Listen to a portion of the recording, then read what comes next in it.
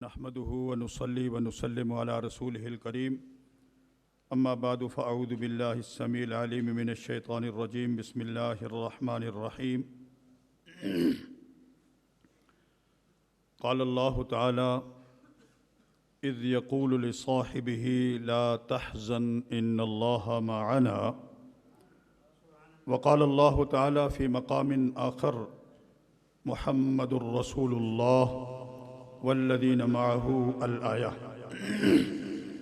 صدق اللہ تعالی مولانا العظیم وبلغنا رسولہ النبی الکریم الامین الرؤوف الرحیم۔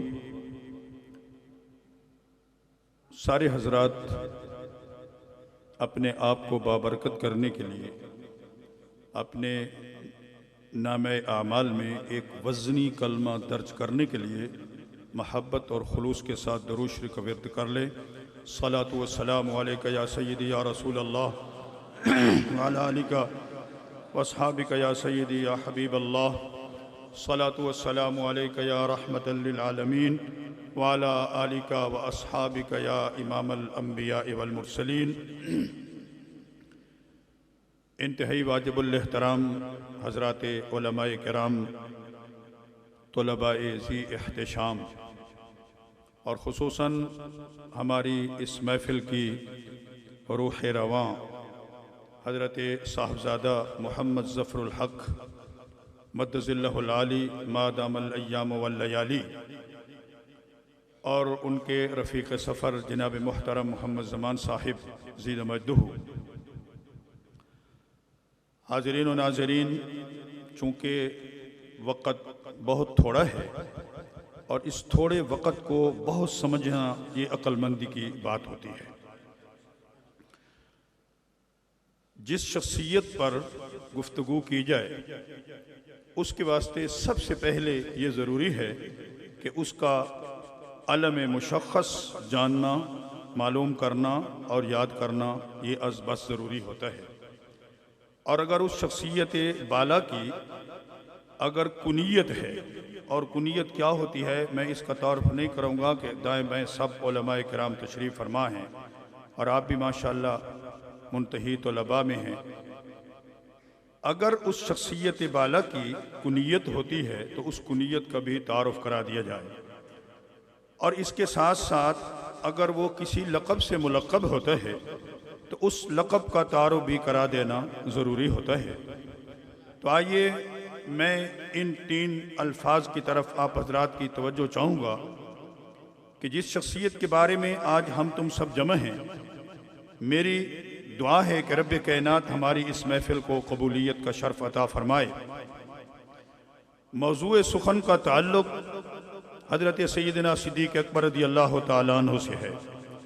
آپ کا عالم مشخص جو ہے وہ حضرت عبداللہ ہے، اور یہ سارے طلباء بالخصوص پکا لیں۔ میں اپنی کلاسوں کے اندر کبھی استفہامانہ انداز میں کہتا ہوں نا کہ آپ کو پتہ ہے صدیق اکبر کا نام کیا ہے، تو کچھ لوگ شرما جاتے ہیں، یا ان کو تحقیق نہیں ہوتی، تشکیک ہوتی ہے یا شک ہوتا ہے، تو پھر یہ بتا دیا جاتا ہے کہ ہاں جی اس کا نام عبداللہ ہے۔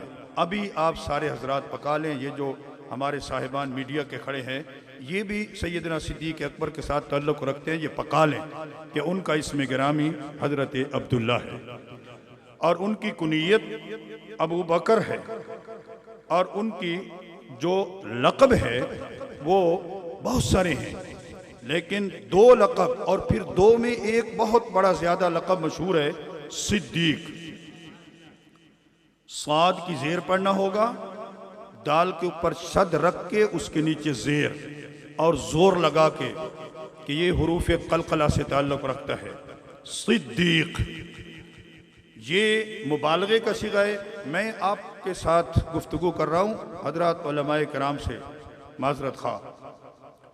صدیق یہ آپ کا لقب ہے، یہ بھی آپ کو یاد کرنا ہوگا، اور اس کے معنی کی تھوڑی سی وضاحت بھی کرتا چلوں کہ صدیق اس شخصیت کو کہتے ہیں کہ اس کی پوری زندگی کے اندر صداقت ہی رہی ہو، کبھی کذب کی کاف کی زیر بھی اس کے پاس نہ آئی، اس کو صدیق کہتے ہیں۔ اور اس کا دوسرا لقب عتیق ہے۔ عتق سے ہے، آپ حضرات جانتے ہیں آزادگی کا معنی دیتا ہے، جس کا مفہوم یہ ہے کہ یہ وہ شخصیت ہے جس کے متعلق آج ہم اپنا ٹوٹا پھوٹا نذرانہ پیش کر رہے، خدا کرے کہ اس کی بارگاہ میں قبول ہو جائے۔ اس کو عتیق کہتے ہیں، جو دنیا کی علائش سے بھی آزاد تھا اور دنیا کے تمام قسم کے مکر و فریب سے بھی وہ آزاد تھا، اور اللہ کی رحمت کے سہارے وہ انشاءاللہ جہنم کی آگ سے بھی آزاد ہوگا۔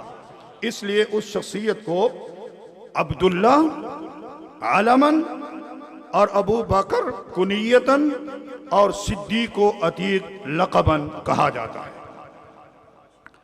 اور جہاں تک تمام صحابہ کرام کی زندگی کا تعلق ہے، بہت سے صحابہ حضور علیہ السلام کی وصال کے وقت تقریباً 1.25 لاکھ صحابہ کرام موجود تھے، اور ان 1.25 لاکھ صحابہ کرام کے اندر جو مقام ہے جناب صدیق اکبر رضی اللہ تعالیٰ عنہ کا، وہ کسی کا بھی مقام نہیں ہے۔ آج ہم لوگوں نے کچھ ترازو لگا رکھے ہیں، وہ یوں تھا، یہ وہ تھا، یہ نہیں۔ جو علی الاطلاق محقق مذہب ہے وہ یہی ہے کہ جو صدیق اکبر کا مقام ہے وہ کسی بھی صحابی کا نہیں ہے۔ باقی رہے کہ جزوی فضیلتیں تو علماء جانتے ہیں کہ جزوی فضیلتوں کے اندر ایک صحابی دوسرے صحابی کے اوپر فضیلت رکھتا ہے۔ میں نے قرآن شریف کے 2 لفظوں کا سہارا لے کر آپ کی زیارت کے لیے کھڑا ہوں۔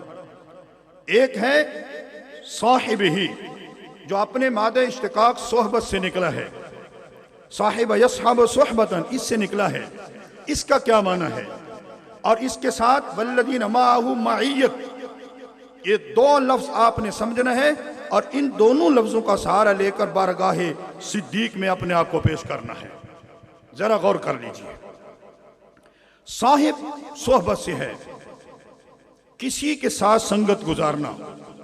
اس کے واسطے رؤیت کا لفظ بھی آتا ہے، دیکھ لینا۔ اجتماع کا لفظ بھی آتا ہے کہ کسی کے ساتھ اکٹھے ہو بیٹھنا۔ لیکن اللہ رب العالمین کو ان 2 لفظوں سے زیادہ پسندیدہ لفظ صاحب ہے۔ اذ یقول لصاحبہ صحبت، اس صحبت کے واسطے ذرا توجہ کریں کہ صرف 1 2 دن، مہینے، سال، کتنا قدر صحبت رکھے کہ اس کو صحابی کہا جاتا ہے۔ وجہ یہ ہے کہ صحابی کی تعریف جو ہے یہ قرآن و سنت کے اندر منصوص نہیں ہے، قرآن و سنت کے اندر منصوص نہیں ہے۔ تقریباً تیسری ہجری کے اندر اس کا تعین کیا گیا کہ صحابی کس کو کہتے ہیں، صحابی کی تعریف کیا ہے۔ اس کے اندر سرخیل علماء کرام، متکلمین، اصولیین اور محدثین ہیں۔ ظاہر بات ہے کہ جب ایک چیز قرآن و سنت کے اندر منصوص کے درجے میں نہیں، بعد کے اندر اس کو درجہ دیا گیا کہ صحابی کس کو کہتے ہیں، تو اس کے اندر اختلاف آراء آنا یہ لازمی امر ہے۔ کوئی کچھ کہے گا، کوئی کچھ کہے گا، کوئی کچھ کہے گا۔ اور پھر اس کے اندر علماء کرام نے یہ بھی ذکر کیا کہ صحابی صرف آ جائے کوئی آدمی پھر چلا جائے بس اس کو صحابی کا مرتبہ کہا جائے، نہیں، اس کے واسطے کتنا قدر ضروری ہے۔ حضرت سعید بن مسیب رضی اللہ تعالیٰ عنہ یہ کہتے ہیں کہ نبی کریم علیہ السلام کے صحابہ کس کو کہا جاتا ہے؟ کہتے ہیں الصحابۃ لا نعدہم، ہم صحابہ ان کو نہیں سمجھتے، الا من اقام مع رسول اللہ صلی اللہ علیہ وسلم سنتاً او سنتین، جو حضور کے ساتھ مل کر کے کم از کم 1 سال یا 2 سال بیٹھ رہے، اس کو ہم صحابہ سمجھتے ہیں۔ اور کہتے ہیں اللہ وغزا معہ سنتاً او سنتین، جس شخصیت نے حضور کے ساتھ مل کر کے کم از کم 1 سال یا 2 سال کم از کم کسی غزوے کے اندر شریک رہا ہو، ہم اس کو صحابہ کہتے ہیں۔ اب میں اس چیز کو سامنے رکھ کر کے ہمارے اصول یعنی درس نظامی کی معتبر ترین کتاب ہے اور اصول فقہ کی پہلی کتاب ہے، جو ایک قیدی کی حیثیت سے، لیکن قاعدہ ہے نہیں، قاعدہ کی حیثیت سے ضرور رکھی گئی ہے پہلے، لیکن وہ قاعدہ سمجھنا نہیں، اس کے لیے بھی پڑھانے والوں کو پسینہ آتا ہے۔ پڑھنے والوں کو تو پسینہ نہیں آتا، یہ بات ٹھیک ہے، لیکن پڑھانے والوں کو پسینہ آتا ہے۔ اس میں حضرت مولا علی شیر خدا رضی اللہ تعالیٰ عنہ کی یہ روایت درج ہے، فرماتے ہیں قال حضرت علی، مرجع کون ہے بولیے؟ قال حضرت علی، کانت الروات علی ثلاثۃ اقسام، کہتے ہیں راوی حدیث جو ہوتے ہیں وہ 3 قسم کے ہیں۔ کہتے ہیں پہلے نمبر پر مؤمن مخلص صاحب رسول اللہ صلی اللہ علیہ وسلم، مومن ہو، مخلص ہو، اور جس نے رسول اللہ کے ساتھ سنگت گزاری ہو، یہ پہلے درجے کا آدمی ہے۔ اور کہتے ہیں وعرف معنی کلامہ، حضور کی کلام کی حقیقت کو، معنی کو جانتا ہو۔ اور اس کے بعد کہتے ہیں وَأَعْرَابِيٌّ، ایک بدو آدمی باہر سے دیہات کا آیا، چلتے چلاتے آ گیا اور حضور کی محفل میں بیٹھ گیا، اور کہتے ہیں جاء من قبیلۃ، کسی قبیلہ سے آ گیا، سمع بعض ما سمع، سنا لیکن کچھ سنا، پورا نہ سنا۔ تو جو ہے آپ کی، میں آپ سے مخاطب ہوں، حضرات علماء کرام کے لیے نہیں میری تقریر، ان کے حوالے سے میں طفل مکتب ہوں۔ سامع بعض ما سامع، کچھ سنا، اور اس کے بعد پھر وہ چل نکلا۔ کہتے ہیں وَلَمْ يَعْرِفْ حَقِيقَةَ كَلَامِ رسول اللہ، اس نے رسول اللہ کی کلام کی حقیقت کو نہیں جانا، کیونکہ اس کو صحبت کم ملی ہے، بس آیا ہے اور آ کر کے جا رہا ہے، کچھ سنا کچھ نہ سنا۔ ویسے بھی بندہ کبھی دیہات سے ادھر آتا ہے نا، تو اس طرح پرکیف ماحول میں اس کو بڑی سونی نیند آ جاتی ہے، بڑی سونی۔ سامع بعض ما سمع ولم يعرف حقیقت کلامہ صلی اللہ علیہ وسلم۔ اور اس کے بعد کہتے ہیں فرجع الی قبیلۃ، پھر وہ اپنی قبیلہ کی طرف چلا گیا، اور چلے جانے کے بعد اس نے کچھ لفظ حضور کے سنے، کچھ نہ سنے، معنی کلام حقیقت بھی نہ سمجھا، اور قبیلے کو جا کر کے وہی باتیں سنا دی۔ اب انہوں نے کچھ سنا کچھ نہ سنا، اور حضور کے مزاج شناسی بھی اس کو حاصل نہیں ہوئی، یہ دوسرے درجے کا ہے۔ آخری درجے کا ہے منافقن، ایک منافق آدمی حضور کی بارگاہ میں آ جاتا ہے، وہ سن لیتا ہے، ہم اس کو نہیں چھیڑتے۔ بات میں یہ کہنا چاہتا ہوں کہ جو تھوڑی سی بات سن لیتا ہے، مومن ہو، مخلص ہو، اور رسول اللہ کی سنگت، اب آؤ ان لفظوں کو سامنے رکھ کر کے ذرا غور و فکر کرو۔ جس شخصیت کے بارے میں آج ہم تم سب جمع بیٹھے ہیں، اور خدا زندہ رکھے ایسے زندہ دلان شخصیات کو جنہوں نے یہ ایسا حسین موقع ہمیں فراہم فرمایا۔ میری مراد ہے صاحبزادہ ظفر الحق صاحب مدظل العالی کہ ایسے حسین مواقع دینا۔ آج ہم یہ کہہ سکتے ہیں جو کتابی کیڑے ہوتے ہیں کہ وہ جی ہمارے سبق چوک گئے، فلان ہو گیا، کا نانا۔ ایسی محافل کا انعقاد اور اس کے اندر بیٹھنا، طرز طریقہ معلوم کرنا، یہ آج کی زندگی میں بہت ضروری ہے، آج کی زندگی میں بہت ضروری ہے۔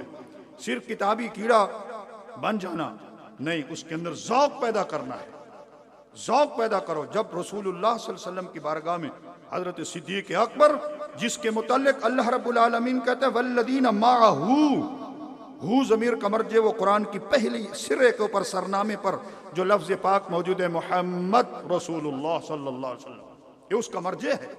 وہ شخصیت جو حضور کے ساتھ رہی غزوہ بدر سے لے کر احد تک، احد سے احزاب تک، خندق، غزوہ احزاب اس تک، اور غزوہ بنی مستلق تک، صلح حدیبیہ تک، خیبر تک، اور فتح مکہ حنین تک، غزوہ تبوک تک جو ساتھ رہا، اس نے کتنا حضور کو سمجھا ہوگا، اس نے حضور کی کلام کی حقیقت کو کتنا سمجھا ہوگا، اور اس نے کتنی صحبت اختیار کی ہوگی رسول اللہ صلی اللہ علیہ وسلم کے ساتھ۔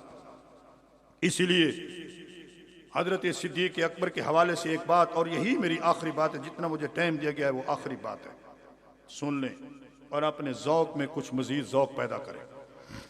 حضرت صدیق اکبر رضی اللہ تعالیٰ عنہ کہتے ہیں کہ محفل سجی تھی، حضور علیہ السلام تشریف فرما تھے، اصاغر اکابر صحابہ بھی موجود تھے۔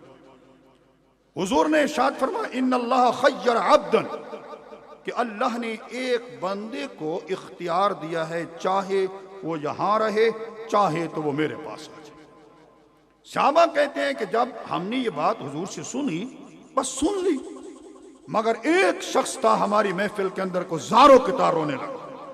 ہم سوچ رہے تھے بھائی یار یہ بات کوئی رونے کی تو ہے نہیں، اللہ کے رسول فرما رہے ایک بندے کو اللہ نے اختیار دیا ہے یہاں رہے اس کی مرضی، وہاں رہے اس کی مرضی.